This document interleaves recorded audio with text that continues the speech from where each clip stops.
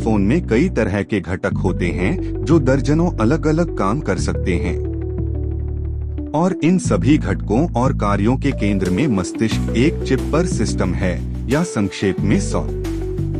जब आप इस तरह का कोई वीडियो देखते हैं, देश भर में किसी मित्र को फोन करते हैं या GPS का उपयोग करके किसी शहर में नेविगेट करते हैं, तो यह जादू या एलियन तकनीक जैसा लग सकता है। लेकिन वास्तव में प्रौद्योगिकी के ये सभी करतब इस SOC के अंदर किए जाते हैं, जिसे अनगिनत वैज्ञानिकों और इंजीनियरों की कड़ी मेहनत के माध्यम से डिजाइन और निर्मित किया गया है।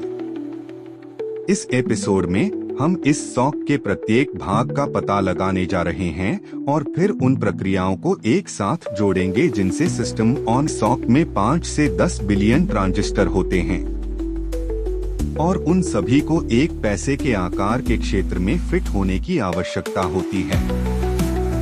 यह एक जटिल विषय है और ऐसे कई रास्ते हैं जिन्हें हम तलाश सकते हैं, लेकिन आपके दिमाग को विवरणों से अधिक बोझिल न बनाने के लिए हमने निम्नलिखित पहलुओं पर ध्यान केंद्रित करने का निर्णय लिया है। सबसे पहले हम कुछ नोट्स और चेतावनियों के साथ शुरू करेंगे और फिर हम चिप पर सिस्टम के लेआउट और प्रमुख खंडों में गोता लगाएंगे। इसके बाद हम यह पता लगाएंगे कि SOC के माध्यम से डेटा कैसे प्रवाहित होता है। जब आप कोई तस्वीर लेते हैं तो क्या होता है, इसका उदाहरण लेते हुए फिर हम SOC की सेंट्रल प्रोसेसिंग यूनिट या CPU ब्लॉक के अंदर की कुछ जटिलताओं को देखेंगे और अंत तक बने रहें, जहां हम चर्चा करेंगे कि वैज्ञानिक और इंजीनियर इन माइक्रोचिप्स को कैसे डिजाइन और निर्माण करते हैं और हम यह पता लगाएंगे कि SOC का नैनोस्कोपिक दृश्य वास्तव में कैसा दिखेगा इस विजुअलाइजेशन की तुलना में। तो इस वीडियो के लिए एक स्नैक लें, बैठ जाएं और अगर आपको ऐसा लगे तो कुछ नोट्स भी ले लें, क्योंकि यह एक बहुत ही विस्तृत, सबसे ऊपर DRAM या डायनेमिक रैंडम एक्सेस मेमोरी है जो आपके स्मार्टफोन की कार्यशील मेमोरी है और नीचे की ओर SOC है जो आपके स्मार्टफोन का दिमाग है। आपकी जानकारी के लिए लॉन्ग टर्म मेमोरी, जहां आपका सारा संगीत, एप्स, फाइलें और ऑपरेटिंग सिस्टम सहेजे जाते हैं, यहां फ्लैश स्टोरेज में है। हमारे पास उस माइक्रोचिप पर एक अलग एपिसोड है और आप इसे यहां पा सकते हैं। लेकिन इस एपिसोड में हम SOC पर ध्यान केंद्रित करने जा रहे हैं। इस सेटअप को पैकेज ऑन पैकेज माइक्रोचिप या POP कहा जाता है। तकनीकी रूप से यह माइक्रोचिप है और DRAM और SOC की अलग अलग परतों को डाई कहा जाता है। हालांकि चिप शब्द का अर्थ कई तरह की चीजों से हो गया है, इसलिए जबकि ये सभी आयताकार घटक माइक्रोचिप या चिप्स हैं, DRAM और सिस्टम ऑन चिप दोनों को भी चिप्स कहा जाता है, भले ही वे समग्र पैकेज ऑन पैकेज माइक्रोचिप का केवल आधा हिस्सा हैं। आगे बढ़ते हुए हम स्मार्टफोन और मनुष्यों के बीच तुलना या समानताएं बना सकते हैं। उदाहरण के लिए हम SOC को मस्तिष्क कहते हैं या कैमरे को मानव आंख के समान माना जा सकता है। हालांकि ये दो बहुत ही अलग अलग प्रणालियां हैं और जबकि समानताएं उपयोगी वैचारिक उपकरण हो सकती हैं, मानव मस्तिष्क में SOC के पीछे के आधारभूत सिद्धांत और वे कैसे काम करते हैं, वे पूरी तरह से अलग हैं। अंत में जो कंपनियां इन SOC को डिजाइन करती हैं, वे इस बारे में बहुत ही गुप्त रहती हैं कि वे कैसे काम करते हैं और वास्तविक डिजाइन कैसा दिखता है। एक फोन के कार्यों को पूरी तरह से निष्पादित करने के लिए अरबों ट्रांजिस्टर के लिए इष्टतम लेआउट को डिजाइन करने के लिए दर्जनों अलग अलग कंपनियों की जरूरत होती है और हमारे सभी फोन द्वारा उपयोग किए जाने वाले अरबों चिप्स का निर्माण करने के लिए कंपनियों का एक अलग समूह X और iPhone 11 में Apple 12 और A13 माइक्रोचिप के साथ साथ Samsung S20 में Qualcomm Snapdragon 865 की छवियों और जानकारी का उपयोग करना होगा। इन सभी माइक्रोचिप्स के प्रदर्शन के मापदंड और क्षमताएं अलग अलग हैं, लेकिन मूल रूप से वे समान सिद्धांतों पर काम करते हैं। ठीक है, इन सभी नोट्स को कवर करने के बाद आइए यह समझने के लिए आगे बढ़े कि यह सिस्टम ऑन ए चिप कैसे काम करता है। मानव मस्तिष्क में आपकी आँखों और कानों द्वारा प्राप्त जानकारी को संसाधित करने के लिए अलग अलग खंड होते हैं। भाषण के लिए एक अलग खंड, आपके स्वाद को नियंत्रित करने के लिए एक अलग खंड, गंध, गति, संतुलन, अनैच्छिक कार्य और इसी तरह यह सिस्टम ऑन ए चिप विभिन्न कार्यात्मक क्षेत्रों में विभाजित है। यहाँ एक ग्राफिकल प्रतिनिधित्व है जिसे ब्लॉक डायग्राम कहा जाता है। सीपीयू जिसमें कई कोर होते हैं, जीपीयू जो ग्राफिक्स प्रदान करता है, साझा मेमोरी कैश जो आमतौर पर 4 से 8 मेगाबाइट के आसपास होता है, डिजिटल सिग्नल प्रोसेसर जो स्पीकर जैसी चीजों के साथ इंटरफेस करता है, माइक्रोफोन, सेंसर और कई अन्य चीजें, डिस्प्ले इंजन जो टचस्क्रीन डिस्प्ले के साथ संचार करता है, वीडियो प्रोसेसर जो छवियों और वीडियो को संपीड़ित और विघटित करता है और 4K वीडियो रिकॉर्डिंग और प्लेबैक को सक्षम करता है, इमेज सिग्नल प्रोसेसर जो कैमरों द्वारा ली गई तस्वीरों और वीडियो को प्रोसेस करता है, मॉडेम जो विभिन्न वायरलेस नेटवर्क के साथ इंटरफेस करता है, स्टोरेज कंट्रोलर जो फ्लैश स्टोरेज माइक्रोचिप से जानकारी को सहेजता और लोड करता है, मेमोरी कंट्रोलर जो इस एक के शीर्ष पर स्थित रैम से जुड़ता है, सुरक्षा एन्क्लेव जो एन्क्रिप्शन निष्पादित करता है और सार्वजनिक और निजी कुंजियों का प्रबंधन करता है, कई परिधीय कार्य जैसे घड़ियां, तापमान सेंसर, डीबग पोर्ट और सामान्य प्रयोजन इनपुट और आउटपुट, एक हमेशा चालू रहने वाला माइक्रो कंट्रोलर यूनिट और अंत में नेटवर्क ऑन चिप या एनओसी जो एसओसी, डीआरएएम और फोन के अन्य हिस्सों के माध्यम से डेटा प्रवाह को मध्यस्थता या प्रबंधित करता है। इसके अलावा कुछ एसओसी में ऑनबोर्ड पावर मैनेजमेंट सर्किट हो सकते हैं जो एसओसी के बाहर अलग अलग चिप्स द्वारा किए गए पावर मैनेजमेंट को पूरक बनाते हैं। इसके अतिरिक्त कुछ एसओसी जैसे कि एप्पल में एक न्यूरल प्रोसेसिंग यूनिट या एनपीयू होता है। एक भ्रामक विवरण यह है कि सॉफ्ट की विभिन्न पीढ़ियां अलग अलग मार्केटिंग नामों का उपयोग करती हैं और कई कार्यों को अलग अलग कार्यात्मक ब्लॉकों में मिलाती हैं। उदाहरण के लिए यहाँ स्नैपड्रैगन 808 का ब्लॉक आरेख बनाम स्नैपड्रैगन 865 का आरेख है और यहाँ एप्पल के 12 चिप का ब्लॉक आरेख है। प्रत्येक कंपनी की मार्केटिंग टीम उपभोक्ताओं को प्रभावित करने के लिए अलग अलग ब्लॉक आरेख प्रदान करने का निर्णय ले सकती है, जो कई बार निश्चित रूप से भ्रमित करने वाला हो सकता है। चलिए आगे बढ़ते हैं और एक वास्तविक जीवन के उदाहरण का पता लगाते हैं कि जब आप कोई तस्वीर लेते हैं तो डेटा आपके स्मार्टफोन के चारों ओर कैसे घूमता है। 8:18। लेकिन उससे पहले एक त्वरित नोट, यदि आपको यह वीडियो देखना अच्छा लगता है या यदि आपको लगता है कि यह एक उपयोगी शिक्षण उपकरण है तो इस वीडियो को लाइक और कमेंट करना सुनिश्चित करें और साथ ही इसे दूसरों के साथ साझा करें। आपकी मदद से हम इस वीडियो पर 10,000 से अधिक टिप्पणियां और 1 लाख से अधिक लाइक प्राप्त कर सकते हैं। लेकिन अभी के लिए आइए वापस यह समझने की कोशिश करें कि जब आप अपने स्मार्टफोन पर तस्वीर लेते हैं तो क्या होता है। सबसे पहले दृश्य से फोटोन कैमरे के लेंस में प्रवेश करते हैं, एक रंग फिल्टर सरणी के माध्यम से प्रवाहित होते हैं और सेंसर के फोटोडायोड पिक्सल से टकराते हैं। फिर इन रंग फिल्टर किए गए फोटोन को प्रत्येक फोटोडायोड द्वारा अवशोषित किया जाता है और एक एनालॉग विद्युत प्रवाह में परिवर्तित किया जाता है, जिसे फिर एक डिजिटल 12 बिट बाइनरी मान में परिवर्तित किया जाता है। एक 12 मेगापिक्सल कैमरे की छवि में इन 12 बिट बाइनरी मानों में से 12 मिलियन होते हैं। ध्यान दें कि प्रत्येक पिक्सेल या तो लाल या हरा या नीला होता है और इस प्रकार समग्र छवि को कच्चा माना जाता है और इसे अभी भी कई छवि प्रसंस्करण चरणों से गुजरना पड़ता है ताकि इसे कच्ची छवि से पहचानने योग्य चित्र में बदला जा सके, जहां प्रत्येक पिक्सेल का लाल और हरा और नीला मान होता है। लेकिन इन प्रक्रियाओं के होने से पहले इस छवि डेटा को कहीं संग्रहित किया जाना चाहिए और परिणामस्वरूप इसे स्मार्टफोन की कार्यशील मेमोरी या रैम में भेजा जाता है। ऐसा करने के लिए डेटा कैमरे से यात्रा करता है और मोबाइल इंडस्ट्री प्रोसेसर इंटरफेस या मिपी के माध्यम से सॉक में प्रवेश करता है, जो लगभग 5 से 8 गीगाबिट प्रति सेकंड पर डेटा भेज या प्राप्त कर सकता है। फिर यह छवि डेटा नेटवर्क ऑन चिप मध्यस्थ द्वारा सॉक के माध्यम से मेमोरी कंट्रोलर और रैम में भेजा जाता है, जो जैसा कि पहले उल्लेख किया गया है, सॉक के ऊपर डाई पर स्थित है। ध्यान देने योग्य 2 त्वरित बातें हैं।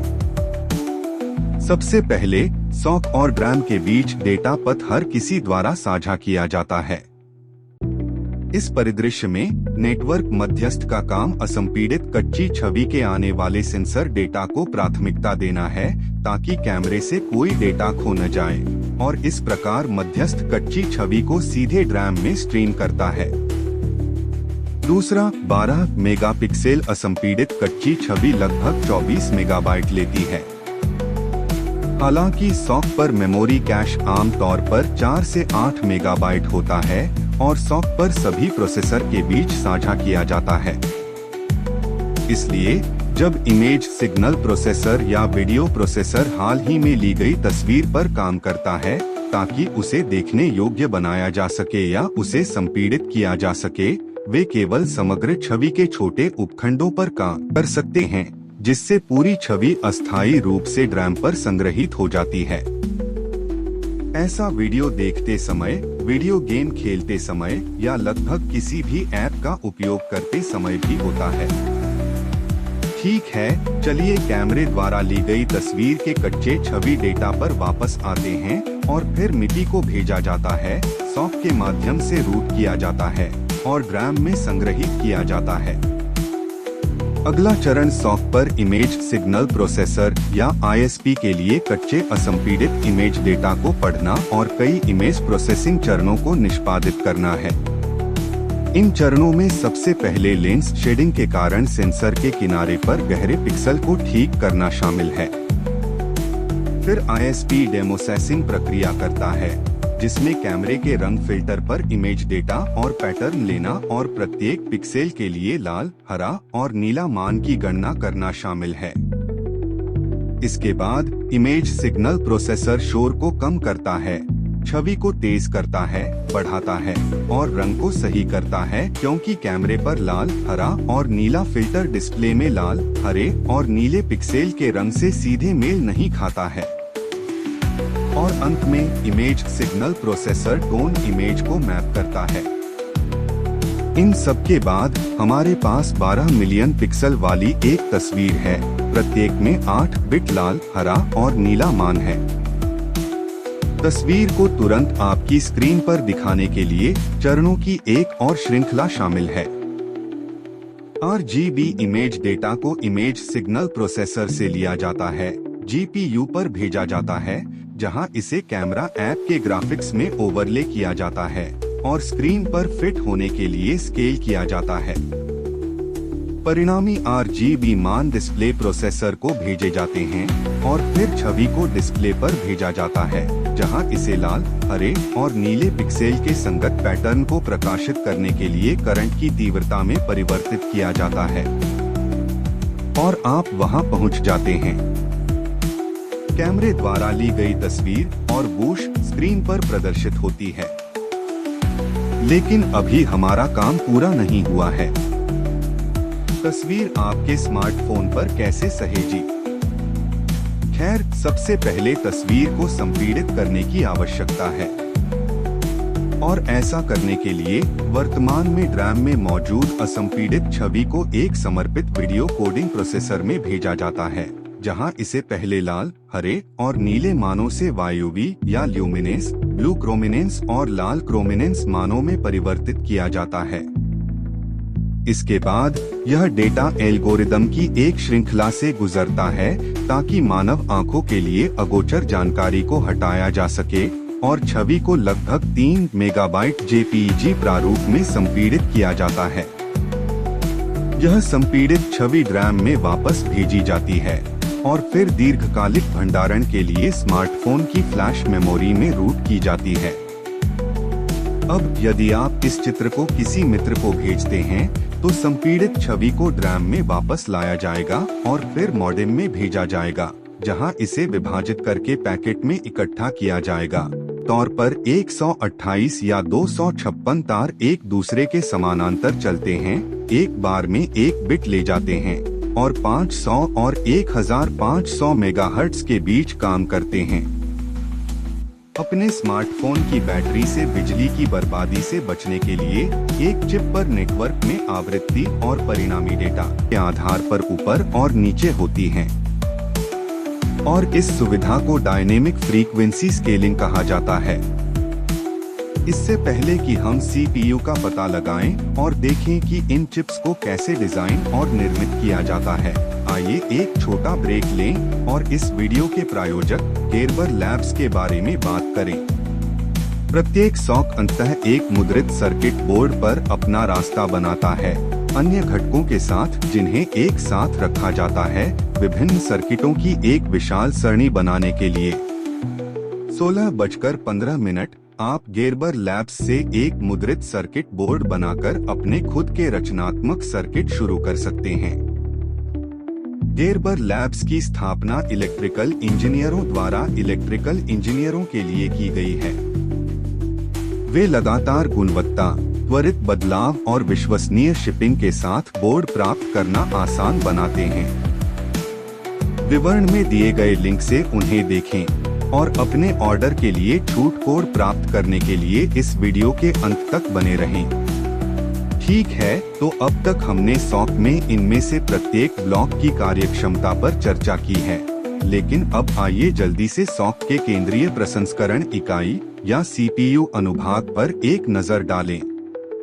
जैसा कि आप देख रहे हैं, कई कोर हैं और प्रत्येक कोर निर्देशों को निष्पादित करके प्रोग्राम का हिस्सा चला सकता है। यदि हम इनमें से किसी एक कोर पर ध्यान केंद्रित करते हैं तो हम देख सकते हैं कि इसके अंदर ब्लॉकों का एक और अविश्वसनीय रूप से जटिल सेट है जो विभिन्न कार्यात्मक खंडों और उनके बीच डेटा प्रवाह को दर्शाता है। इस ब्लॉक आरेख में बहुत सारी जानकारी है और हम इसे समझाने के लिए एक पूरी श्रृंखला बनाने की योजना बना रहे हैं। लेकिन अभी के लिए यहाँ CPU की मेमोरी कैश है। निर्देश जैसे कि जोड़ना, गुणा करना, लोड करना, स्टोर करना, तुलना करना, कूदना और बहुत कुछ इसी तरह से प्रवाहित होता है। और संसाधित किया जा रहा वास्तविक डेटा इसी तरह में अंकगणित, शाखाकरण और डेटा भंडारण को निष्पादित करते हैं।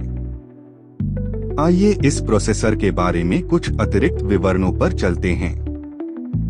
सभी स्मार्टफोन कम निर्देश सेट कंप्यूटर या रिस्क आर्किटेक्चर का उपयोग करते हैं और इनमें से लगभग सभी आर्किटेक्चर ARM नामक कंपनी से लाइसेंस प्राप्त हैं, जिसका अर्थ है एडवांस्ड रिस्क मशीन। एप्पल जैसी कुछ कंपनियां निर्देश सेट आर्किटेक्चर या ISA का लाइसेंस देती हैं। ARM से और इस ISA का उपयोग अपने प्रोसेसर कोर को इन हाउस डिजाइन करने के लिए करते हैं, जबकि क्वालकॉम जैसी अन्य कंपनियां पूर्ण ब्लूप्रिंट का लाइसेंस लेती हैं, जिन्हें तकनीकी रूप से बौद्धिक संपदा कोर कहा जाता है। ARM से क्वालकॉम फिर ARM IP कोर को अपने सॉक्स में एकीकृत करता है, कभी कभी कोर के डिजाइन को वैसा ही रखते हुए, लेकिन अधिक बार ARM कोर को संशोधित या अनुकूलित करता है ताकि क्वालकॉम की डिजाइन आवश्यकताओं के अनुरूप बेहतर ढंग से अनुकूल हो सके। और इस प्रक्रिया में क्वालकॉम CPU के नाम को रिब्रांड करता है। 18:51। हालांकि यह सारी जानकारी अभी भी सवाल उठाती है कि इन सॉक्स को कैसे डिजाइन और निर्मित किया जाता है। संपूर्ण डिजाइन प्रक्रिया के बारे में बात करने के बजाय, जिसे आप निर्माता की टिप्पणियों में पा सकते हैं, हम सॉक के 2 डिजाइन सिद्धांतों पर चर्चा करने जा रहे हैं। पहले सिद्धांत को हार्डवेयर त्वरण कहा जाता है, और यह सिद्धांत इस तथ्य से संबंधित है कि बहुत सारे कोर के साथ एक एकल बहुत शक्तिशाली सामान्य प्रयोजन सीपीयू होने के बजाय इस चिप में कई विशेष उद्देश्य ब्लॉक हैं जो विशिष्ट कार्यों को करने के लिए समर्पित हैं।